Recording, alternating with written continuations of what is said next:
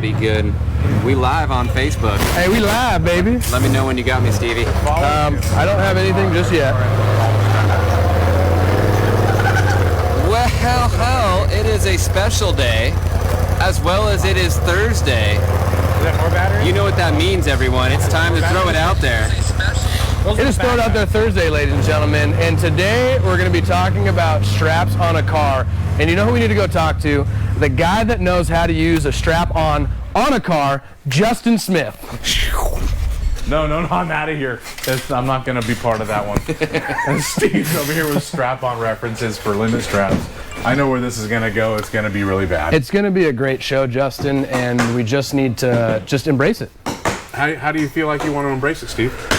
There's multiple ways we can embrace this, but we're just going to have to talk about straps. Okay, well, we go straight to limit straps. We can limit the strap. How's that? Let's do it. We can limit a lot of things right now.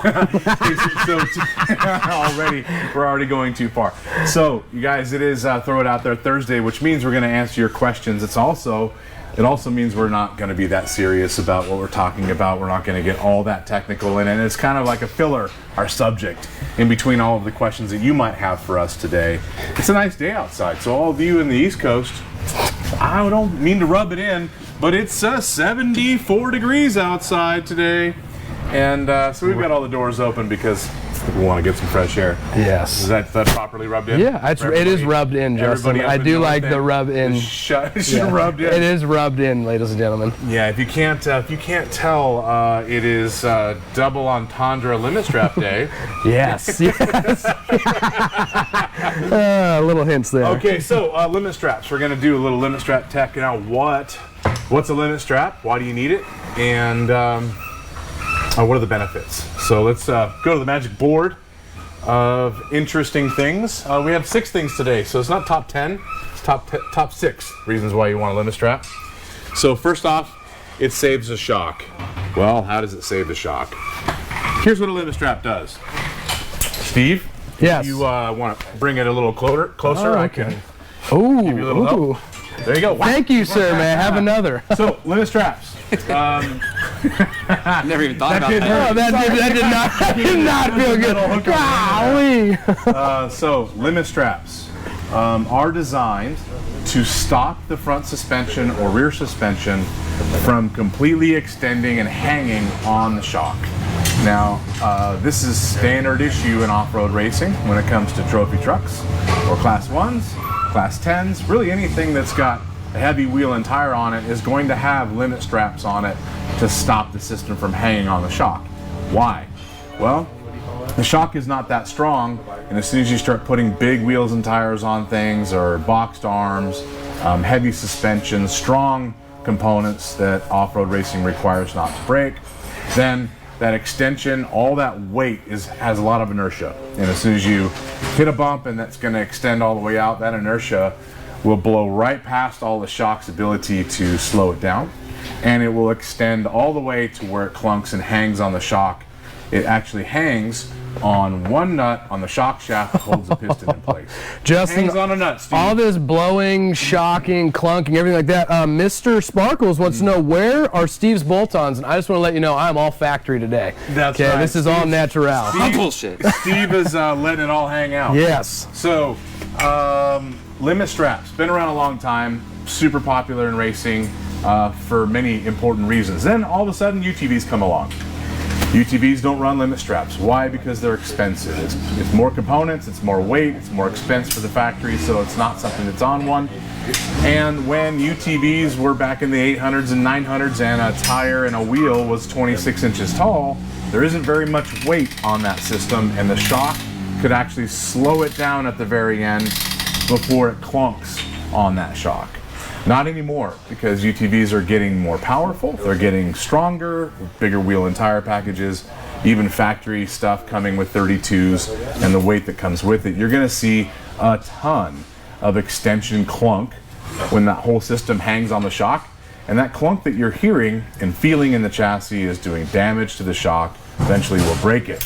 If you are a race team and you're not running limit straps anymore, you will end up breaking shocks not very long. You're gonna maybe a race or two, or certainly in one season, now that things are heavier. So limit straps are super important for racers. They're very important for the average guy with your play car, so you don't hear that extension clunk. The way our straps are designed is that this clamp clamps to the shock body, strap attaches to this adjustable clevis. This adjustable clevis is very important because you want to be able to raise and lower the strap according to the time on the strap. These straps are very strong, but they stretch. And they stretch a lot to begin with, as much as 1.5 inches. And then after they've stretched that 1.5 inches, they might stretch 1/4 inch or so after that. So you want to be able to keep up on the adjustments so that you don't choke the suspension up too far, or allow it to stretch far enough and hang on the shock again and hear that clunk. Steve, what do you got? We got a couple questions from Boosted2311. Is there a lifetime warranty on our strap-on that goes on the car? There is not. The reason is a limit strap is a wearing part, just like a brake pad. Now, everything else on the kit is lifetime warranty, so the clamp and hardware, everything else on the kit is definitely something that is lifetime from us. But when it comes to the strap, no, they all have a time limit, and they definitely have a shelf life. So you leave them outside in the sun, they're going to fail a lot quicker than if you have them indoors all the time. But you can expect limit strap life to be about 7,000 miles, something around that range. It's quite a bit longer than most people own their car. You don't have to worry about it too much. Fully built, Steve. That's a hashtag. I saw Frank that. G, that's a great idea. Don't worry, we'll be working on that. Steve, you think you could have worn some cleaner pants today? I don't know, man. I've got some stuff on them. I don't know. I got a little bit of shock oil and stuff like that. It keeps it nice and clean, but I don't know, man. You know, I don't know. You might want to strap on some way to clean your pants. Okay. Just a little heads up for Tuesday, Steve. Thanks, Justin. Okay, back to the bit list. So, saves the shock because it does not hang on the shock, it hangs on the strap. Stop. Yes, it does not. It does hang, Justin, but yes. Yeah, we see you, Steve. It does hang. So, stops extension clunk because it's not hanging on the shock. That's where the extension clunk comes from. It also saves the CVs because if you overextend the system, you'll get too much CV angle and you will ruin CVs early. And a limit strap will stop it just a hair before that and extend your CV life too. Matt, what have you got, sir? Sean Leverton wants to know, how do you know what length you'll need? So with our limit strap kits, we supply a strap with the correct length. You don't have to figure that out. Steve, you want to tell us about strap length? The bigger, the better. Oh, I see. The bigger, the better. Okay, so, but we do that for you, so you don't have to worry about it if you buy a kit for your car specific from us. Now, if you're trying to put limit straps on your car without our kit and you're trying to make it work, just by doing, say, longer bolts and spacers, I wouldn't recommend that system because it's not adjustable. Because it's not adjustable, you have to buy a strap that's at least 1.5 inches to 2 inches short, because the strap will stretch, and then over time it'll stretch even more. So you're going to limit your suspension travel if you have a non-adjustable system. So that actually brings up another subject. The limit strap kits that are out there on the market right now that are basically longer bolts on the top and bottom with a strap that bolts right on, and that's it. I just don't think are even viable in any way, because you're bolting that on the car, you're choking up the suspension too far to account for strap stretch, and you have no adjustability. That means when it stretches, you can't adjust it. With ours, you can adjust it perfectly, brand new, so you're not losing any travel, and as it stretches, you just adjust it a little bit tighter over the life of the strap. So adjustable is very important. That's why our kits are more money, because we have all the adjustability built into them. Do you have any adjustability built into the length of your strap, sir? I definitely need some adjustability built into the length of my strap, because it seems to get a lot tighter in this area down here, Justin. Oh, so you gotta strap it down. So I need a little bit looser pants. Okay. Hey, Matt, you got anything to add to that? I mean, I've heard you have some experience in strap length. No? No, I'm sorry. I'm going to keep my mouth shut. Okay, sorry. I'd like to say that Matt wears limit straps every day, people. They're called suspenders. Matt has straps on all of his cars. Yes, I don't know he what does. you guys are laughing about. Yes, he does. So back to the list. Save CVs, adjustable for strength, or for stretch. So we kind of talked about having it adjustable for overall stretch of the strap.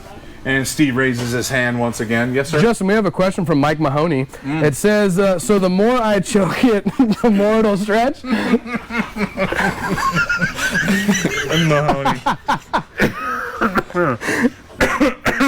You got me there. I can't answer that question. Okay, fair enough, fair enough. Back to this. So, bolt-on strap.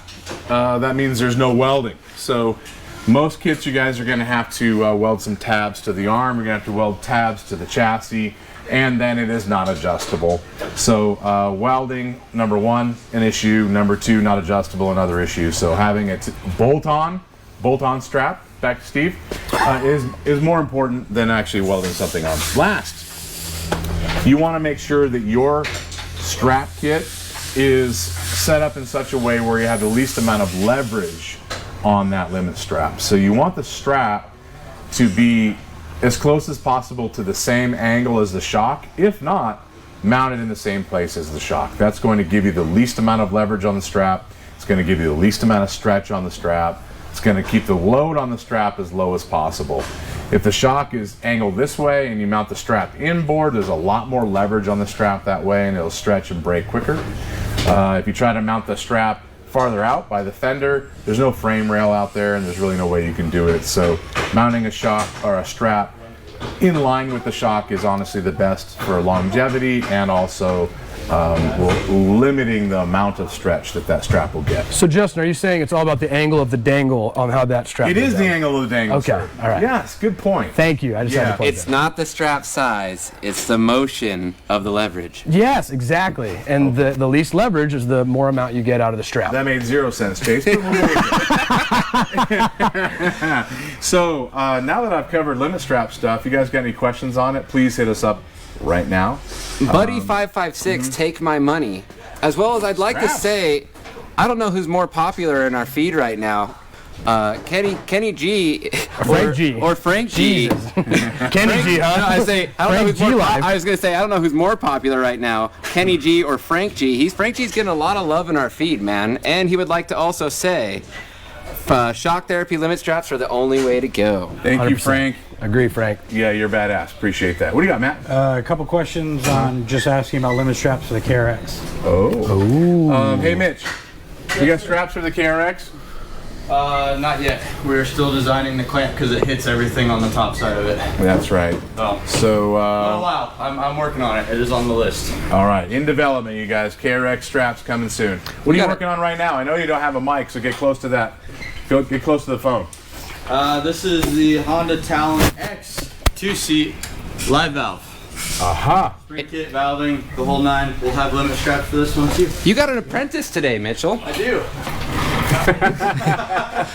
It's our Dominic, our resident pilot of many talents. He also wrenches on cars, as well as flies stuff. Training in progress. Matt. Michael Boatman asked a couple times about wheel spacers, asking if they're bad. Wheel spacers are very bad. Here's why. You push the wheel and tire out, which is the same as having the wrong wheel offset, which gives you a ton of feedback in the wheel, wears out front end components, destroys rack and pinions, wears out arm pivot points, not to mention it drives like crap because you're going to feel everything in the steering wheel in your hands. Also, the leverage that it puts on the rest of the parts, like wheel studs and things like that, are really bad. Do not do wheel spacers. A lot of people try to do a wheel spacer because they want stability by making it wider. It actually makes it worse. Why? Because when you widen the system at that spacer, you add leverage to the spring in the shock package, which makes it ride lower, adds body roll, less response, and way more feedback, and destroys components on the front end. So don't do wheel spacers. JHups24, does Steve have a failure point? You shut your mouth over that. No failure point here, man. No failure point here. I don't know. I might have to think about that. I'd say Justin might be able to find it. If anyone can find my failure point, it's Justin. Failure point is at the taco store. Failure to deny taking in tacos. What we have here. Refrain. Yep. Failure to refrain from good food. That's a fat joke, and yes, I do love to eat. What do you got, Matt? James Michael wants to know, should you run limit straps when you remove the sway bar? Now, I think he's asking that because I saw an article post today that some company was removing the front sway bar on a Turbo S and using our shock therapy limit straps in place. Okay. So if the limit straps are literally just limiting the suspension from full extension, then you should have them no matter whether you have a sway bar on it or not. You take the sway bar off of it, maybe one side would extend a lot quicker when you come over a lip and it falls off. So it might get bound up and shoot out quicker if you didn't have a sway bar on it to slow it down. So I can see why you would want straps on that more than anything else, but limit straps are important to have no matter what. Doesn't matter whether you have a bar or not. The Wit875 said, so would long travel suspension have the same harm as a wheel spacer? Yes, in a lot of ways, but it does depend on the long travel kit. So if the long travel kit keeps the shock mounted in the same place and merely extends the overall width of the system after the shock mount, then it adds the same amount of leverage. If it's a 3-inch long travel kit, it would add the same amount of leverage if you put a 3-inch wheel spacer on it. Now, long travel kits, we put more spring and more valving in to accommodate for that because of the extra leverage. Wheel spacers are bad. Long travel kits have the same amount of leverage but don't give you the feedback, so they're better. Matt. Mark Gambo wants to know, I've seen straps before, but wants to know why they don't install them on both sides of the shock. As in 2 straps? Double the strap on. Well, you don't need to. Double the strap on, Steve? You have something to add there? I do not, but keep it going, Justin. Okay, well, I mean, I just wondered if somebody would have something to add. Just saying. I have a lot to add. So, in a UTV, you don't need 2 straps. 1 strap's sufficient, so you're just spending twice the money for no reason. A lot of times the strap can only be mounted to one side of the shock and not the other for clearance reasons. So those are the 2 reasons why you wouldn't see 2. I've had this question 3 times now from Changle_1120. Said, I'm running on a track with a lot of tight turns and medium-sized bumps. In hills, it's not fast speed track. How much ground clearance should I run? And I have QS3 shocks on a Can-Am X3. What position? So we need to know tire size for one. Tire size would help us a lot because you run a 26-inch tire, your car's going to sit lower than it would with 32s. Typically, if you're just going to run that type of racing, short turning kind of stuff, Steve, you got a fan. If you're going to run short turning type of terrain, then lower is going to be better as long as it's not full of rocks or ruts. Yeah. Man-made, structured tracks, you're going to lower the car. On an X3 with a 30-inch tire, I'm going to say about 13 inches, 11 on the lowest. But you're not going to have, the car's not going to work very good everywhere else if you go out in the open desert, open terrain where you have ruts and rocks. You're going to want taller ride height. Everywhere else. Matt. Jeremy Baker wants to know, he's got a question on sway bar links, trying to decide between the Walker Evans and ours. Okay. So a Walker Evans link is going to in effect nullify your sway bar. It's going to make it to where it's going to act like you have no sway bar on the car. Lots of body roll. If you have a standard link like ours, it'll keep the sway bar function and the links are stronger. So if you are rock crawling at 5 miles an hour and that's all you do, then Walker links are great. If you're going to do anything past that, because if you try to drive a car with Walker links or no sway bar, anything over 15 mile an hour, you're going to roll it. So don't do that. Luis Serenos, hello from Yuma, AZ. Hi. As well as Silver Lake Mark Becker. Why haven't bump stops taken off in UTVs? Because in racing, a bump stop is illegal. You can only run 1 shock. You cannot run a second bump stop. That's why you don't see it in racing, because of the rules. And number 2, it's very expensive on a production car. The factories would rather put more bump stage in it or just stiffen the car up completely from the factory instead of having to run an expensive bump stop all the way around. We got the best viewer. First, it's Matt. Okay, Marty Harrison has asked this question twice, and he actually asked it before Facebook went down last week, or the other day. He says, I bought your old spring kit for my X3 with 3 shocks. I haven't installed them yet. I'm wanting to send the shocks to be revalved. Do you need springs with the shocks? Is this best to upgrade for the Q3? Well, we would prefer to do internal valving with a spring kit, and if you could send all of it back to us, we'll set it all up for you. No matter what, you want to do a spring kit first, valving second, or you do spring kit and valving at the same time. They're going to work the best together if you could do it all at one time. I wanted to take a moment to acknowledge how cool everyone that watches our feeds are first. Mr. As If asked, are Reflex worth it? And right quickly after that, 430 Fletch said, Mr. As If, he said never to do it in another video. Can you elaborate on that again, Justin? Yeah, I'm not a Reflex fan. It's very inexpensive, which makes it somewhat appealing to a lot of people. But the way the geometry works on a Reflex kit, it is negative, bad.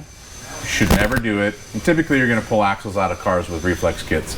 So try not to do that. I really don't say anything bad about anybody, but I'm just going to tell you, just don't do it. Don't do Reflex. Reflex kits give you acid reflex, I hear. Acid reflex when you buy Reflex. Exactly. D-Max Timo said, are you guys designing rear limit straps for the Pro XPs? Or does it not need them? We are designing them.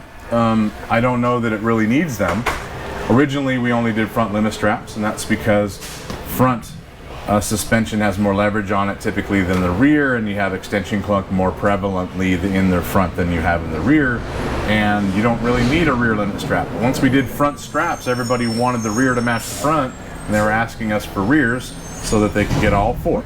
So we are designing rears to match fronts, whether you need it or not. You will have it available at some point. There you go. Just like Steve's. My rear doesn't match the front, but it's cool. All the fans want to say, Steve, Maxarus, Steve's strap is measured in millimeters. That might be true, but you stop it. Mike Dubs wants to know, Justin, people are really wondering, when can we expect high clearance radius rods? Yeah, I'm sorry, man.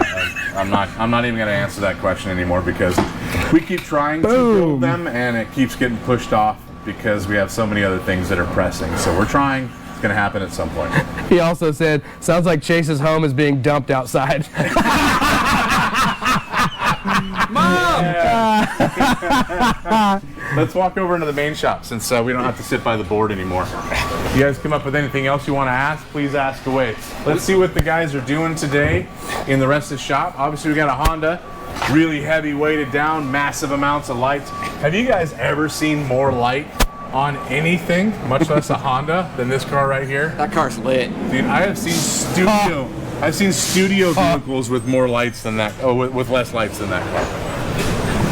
Let's see what else we got. Yeah, we got a couple of spring packages showing up. Looks like we got a XP Pro. We've got a X3 DS, which I think might have limit straps on the front. Chase, let's check it out. Let's go check it out. Yes, it does. Limit straps on the front of a DS. So Pro, DS. We've got a second DS. 2 DSs today. Steve, check it out. Oh. And 3 DSs. 3 DSs. This is a trifecta of DSs today. This is no BS. This is a lot of DS. Oh, good one, Chase. He made a funny. Then, back to an RS. This is quite the car. Check this out. HCR long travel. Looks like it's got a whole bunch of Evo exhaust, flash, radius rods.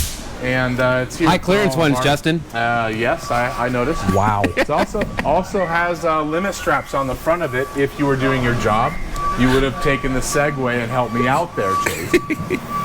But limit straps are super important on everything, you guys.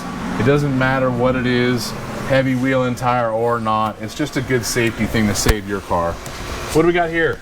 That's Turbo? XPT, yep. XP Turbo. We got to With take a Walker moment Evans. to talk about the next car, man. Whose car is this? Wow.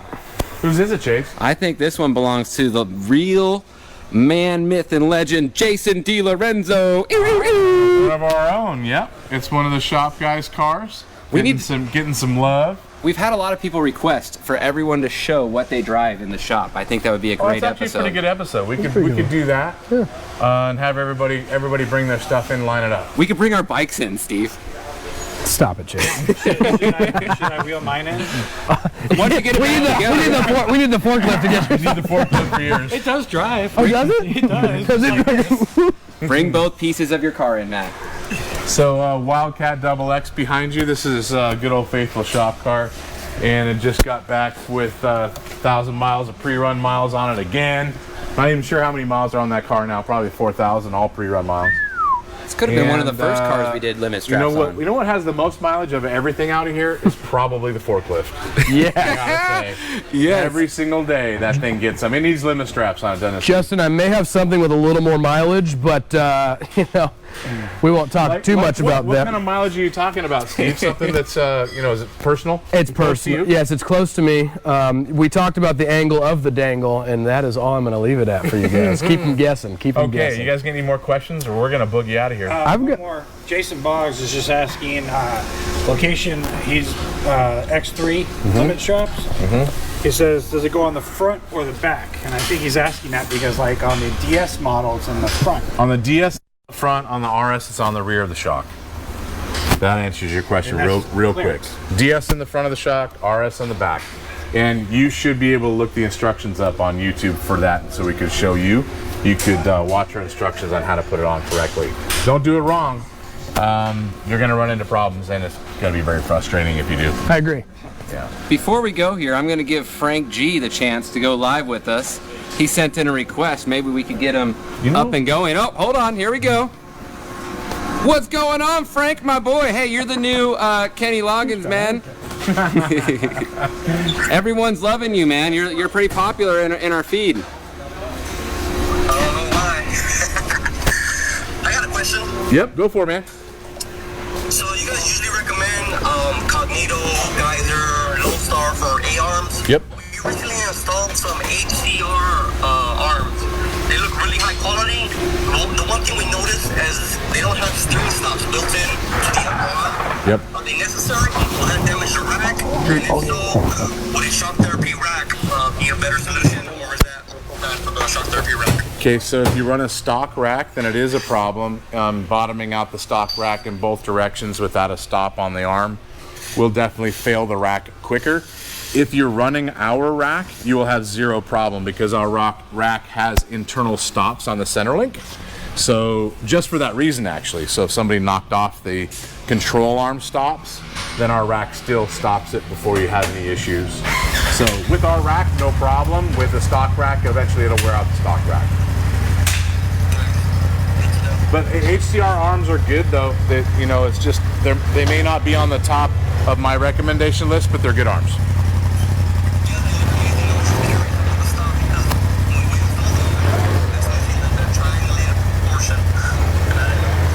Yeah, you definitely want those stops, or you're gonna want to build a rack, one or the other. Alrighty, thanks guys. Appreciate it. Hey man, All right, thanks for your support. We're sending you more merch. Oh, awesome. Later, Frank. Peace out. Alrighty.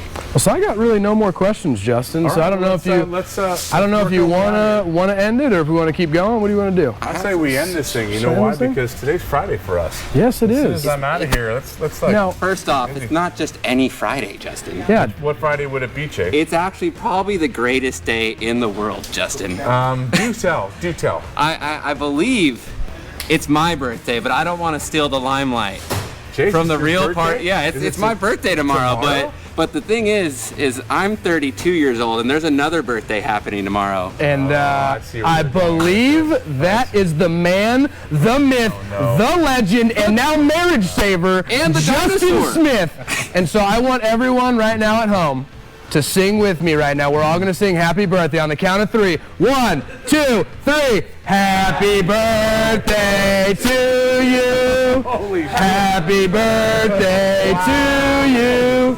Happy birthday, dear Justin. Happy birthday to you. Yeah. Thank you guys. That was really, really cool of you. I didn't even see you guys sneaking up behind me. Holy crap. He went through the whole I snuck up behind you for damn sure. And you guys snuck up behind me. Thank you very much for tuning in for Throw It Out There Thursday, you guys. If you want to get more details, then call the shop, talk to everybody, and they'll answer your questions at 623-217-4959 or go to our website, shocktherapist.com. Have a great weekend. And if you guys would like to send in any Depends, got any great stuff for Justin turning 50, feel free. Go ahead. You could find our address online. We'll see you guys next time.